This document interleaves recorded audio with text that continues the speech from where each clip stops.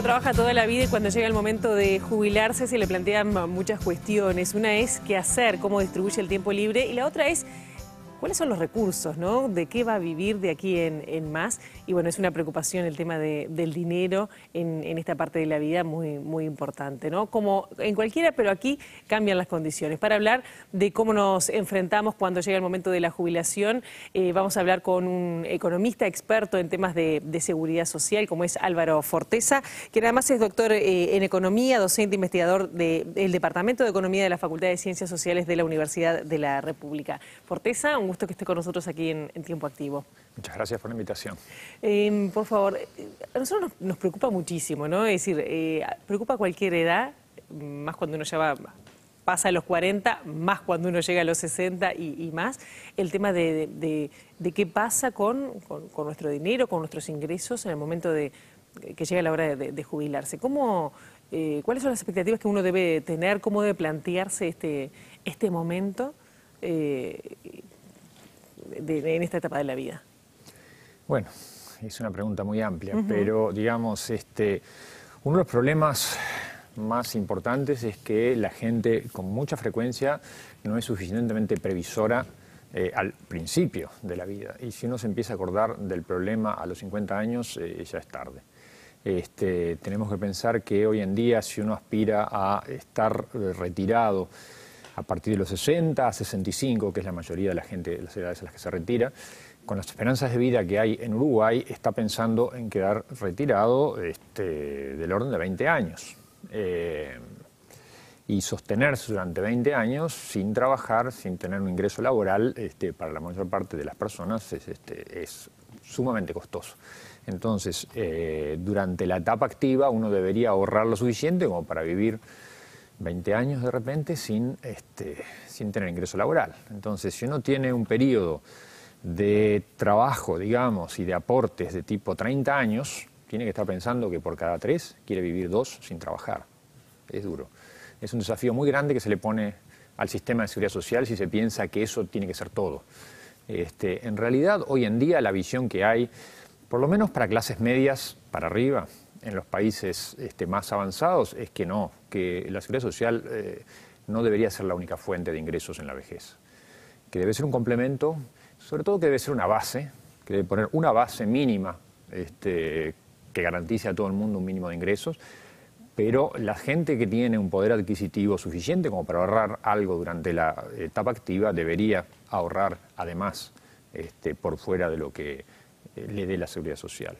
Que no es el caso de la mayoría de los uruguayos, ¿no? Bueno, un problema aparte es el de la gente de muy bajos ingresos. Ahí el problema es mucho más serio, pero en realidad es de otra naturaleza en algún sentido. No es un problema de cómo distribuir a lo largo de la vida y prever para una etapa de pasividad, sino más bien un problema de que a lo largo de toda la vida el ingreso es bajo. Claro. Y es un problema de desigualdad de carácter permanente y que en general viene ya desde las etapas más tempranas y en realidad es mucho más grave en la infancia que en las etapas posteriores. Claro. Entonces ahí habría que atacarlo con otras políticas. Claro, porque acá hay como varias puntas, pero pienso en que hay mucha gente en Uruguay que no llega o que no va a llegar a 30 años de ingreso formal declarado como para aportar, llegar a los 60 y poder jubilarse. Y por otro lado está el tema de los topes, ¿no? Que hay gente que está ganando muy bien cuando tiene 60 años, que se quiere jubilar, pero que demora esa jubilación porque el tope es bastante bajo para lo que son dos temas muy distintos, ¿no? Por eso digo, son como en realidad bien diferentes, pero que están presentes hoy. En general afectan a poblaciones muy diferentes. El problema de no llegar a los 30 años que hoy en día se requieren en Uruguay es un problema esencialmente de sectores de ingresos bajos. El problema de los topes es obviamente un problema de ingresos altos, de sectores. O sea que son dos segmentos de la población diferentes que tienen problemas de naturaleza pero que muy inciden en el momento de jubilarse. Inciden en el momento de jubilarse. Socialmente, obviamente, el problema más grave es el de la gente que no llega a los 30 años. El diseño que tiene nuestro sistema yo creo que es bastante inadecuado en ese sentido para las características del mercado laboral uruguayo. Es un problema común a todos los países en vía de desarrollo donde hemos podido analizar el punto. No son muchos, la verdad, porque hay un tema de datos que no es fácil, pero en América Latina lo hemos podido analizar, por ejemplo, para Argentina, Brasil, México, Chile y Uruguay. En el cercano oriente hace poco hicimos un trabajo para Jordania. En fin, algunos países tenemos datos, se necesitan datos de la seguridad social relativamente finos que no suelen estar disponibles, por eso digo que no es tanta la información que hay. Pero en el caso de Uruguay lo hemos podido hacer y se muestra que los sectores de bajos ingresos tienen lo que se llaman densidades de cotización baja, o sea, interrumpen mucho sus periodos de cotización, o sea, cotizan un año, pasan 2 sin cotizar, cotizan otro, y al final de la vida llegan a los 60 años de repente con 15 años de aportes, con 10 años de aportes. Nuestros sistemas exigen a su vez una cantidad de años relativamente larga, ¿no? 30 años de aporte es bastante para gente que tiene tantas interrupciones en sus historias laborales. Y no les da buenas opciones, porque esa gente a los 60 no tiene derecho prácticamente a nada, a los 65 empieza a tener algo más, pero tiene que tener 25 años de aporte, que igual sigue siendo alto para mucha de esa población, y recién a los 70 y con 15 años de aporte, que es un poco menos, pero aún, para alguna gente aún eso es bastante, y uno ve que a esa gente el sistema no lo trata bien. ¿Y cómo sería una mejor manera de tratarlo si fuera posible?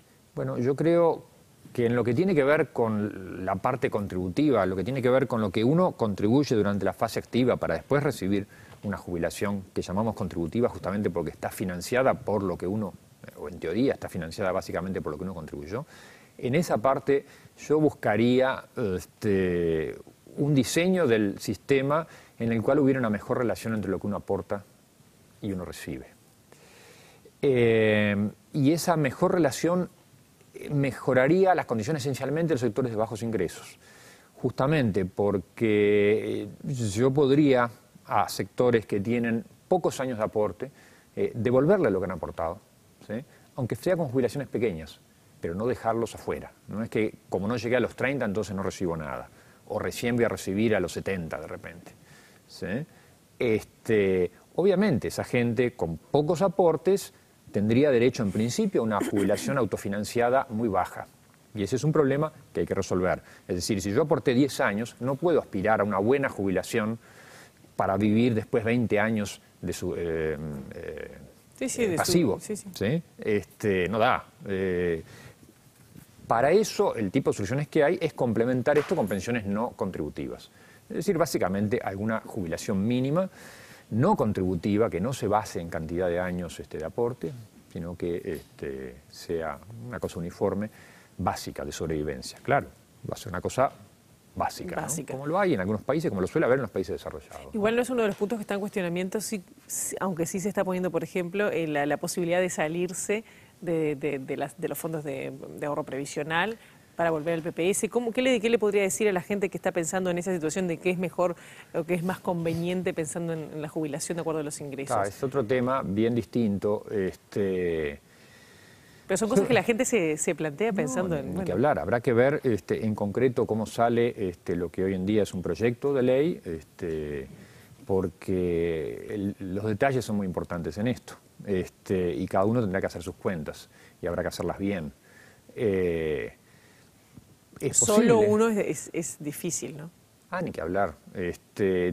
Todo lo que con esos papeles que a veces son muy difíciles de entender. Incluso para especialistas es difícil hacerlo bien, porque uno tiene que prever con cierto tiempo, siempre se hace bajo ciertos supuestos que podrán cumplirse después o no.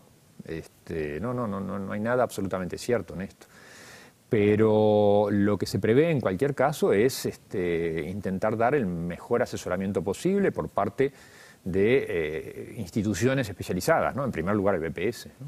Y en segundo lugar las propias AFAPs, que asesoren de la mejor manera posible en cuanto a cuáles son los retornos esperados que se podría obtener, que cada trabajador podría obtener por una vía o por la otra. Claro. Hay quienes también piensan que el factor riesgo, que hoy no está tan presente en los fondos de ahorro provisional, puede jugar una mala pasada en el momento de jubilarse. Sí. Hay factores de riesgo... Eso hoy no está tanto hay factores de riesgo en cualquier sistema jubilatorio, ¿no? En los de ahorro individual, los factores típicos son las fluctuaciones del valor de los activos en los cuales están invertidos los fondos, ¿no? Es decir, básicamente uno aportó a la FAP lo que hace es administrar esos fondos e invertirlos en distintas cosas, que son básicamente lo que llamamos papeles, ¿no? Activos financieros, es decir, compran bonos del Tesoro, en Uruguay demasiados, pero bueno, parte es eso, o sea, títulos de deuda del gobierno uruguayo, hacen algunas inversiones productivas, en fin, diversifican, invierten en distintas cosas. Ahora, esas cosas en las cuales están invertidas pueden ir bien o mal, Si baja el valor de los bonos, por ejemplo, bueno, entonces mi fondo va a caer. Si aumenta el valor de los bonos, mi fondo va a aumentar, en fin, tiene ese riesgo. Claro. Recién manejábamos hace un instante el tema de, bueno, que la esperanza de vida se ha prolongado, ¿no? Y tiende a alargarse, digamos, el periodo que uno está vivo y además está bien. Esta variable tiene que estar en cuenta, la tenemos que tener, digo, la tienen los estados, la tiene el Instituto de Previsión Social, la debemos tener en cuenta para pensar que, por ejemplo, se puede extender a los 65 y más la edad de retiro. No, sí, claro. Es un tema crucial, es un tema muy sensible porque además normalmente a los sistemas les cuesta mucho reaccionar a tiempo en relación a esto, porque el aumento de la esperanza de vida, el aumento de la longevidad, en general es una buena noticia, ¿no? Sobre todo si uno espera vivirlo en buenas condiciones. Y la verdad es que los datos que hay es que sí, en la mayor parte del mundo está aumentando la longevidad y está aumentando la calidad de vida en la tercera edad, contra lo que a veces se afirma. Los datos objetivos son que está mejorando. Ahora, hay que prever cómo se financia esa etapa de la vida. Y normalmente esto implica que o bien uno va a tener que empezar la etapa pasiva más tarde o resignarse a ingresos más bajos. Es inevitable.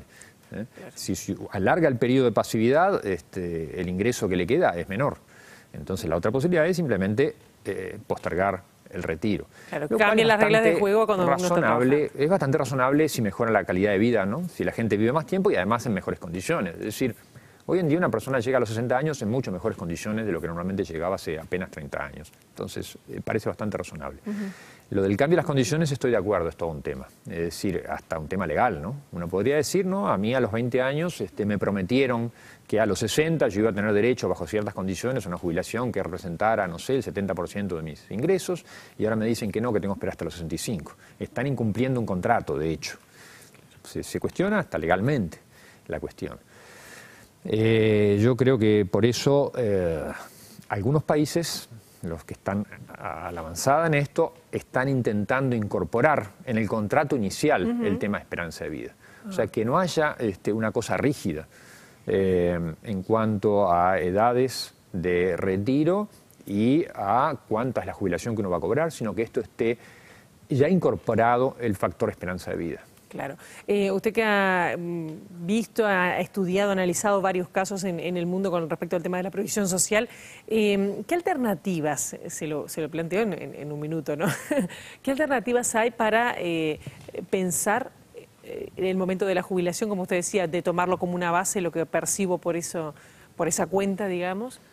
¿O qué otra manera innovadora se puede pensar o podemos pensar como país para llegar en mejores condiciones y que sea mejor el ingreso en esa edad? Bueno, yo diría que como país es un problema bastante distinto que algunos de los problemas sobre los que hemos estado conversando más típicamente de clase media y media para arriba. Es decir, bueno, ¿cómo hago que no me dan los ingresos? Yo quiero ahorrar un poco más, comprar una casita, en fin, son alternativas que algunos sectores, pero más bien minoritarios, tienen.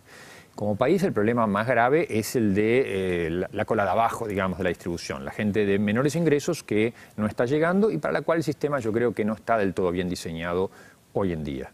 Yo creo que para ese segmento hay que pensar en fortalecer la parte no contributiva y hay que pensar en reducir las exigencias de años de aportes requeridos para recibir la jubilación. Obviamente que para que esto sea financiable, la jubilación autofinanciada, la que se financia en base a lo que uno aportó, tiene que ser relativamente proporcional. Es lo que se llama técnicamente actuarialmente justa, es decir, que responda a lo que uno aportó. En todo caso, si esto es muy bajo, habrá que complementarlo, lo que decía, y eso es la parte no contributiva. Entonces, por ese lado, creo que vienen las fórmulas que hoy en día se están desarrollando más para países como el nuestro, ¿no? Nos quedan muchísimas preguntas, ¿no? Pero supongo que es un tema que no es de fácil resolución y que lo tendremos que resolver también a nivel individual y también como país, ¿no? Sí, claro. Forteza, ha sido un placer, por lo menos ponernos sobre la mesa algunos de los temas que pueden ser importantes en el momento de pensar en los 60, 65 y más años. Gracias por haber venido a Tiempo Activo. Gracias a ti por la invitación. Y nosotros nos estamos despidiendo, cerrando este ciclo de Tiempo Activo. Está bueno que nos queden preguntas porque eso es parte también de mantenernos en actividad. Gracias y nos reencontramos.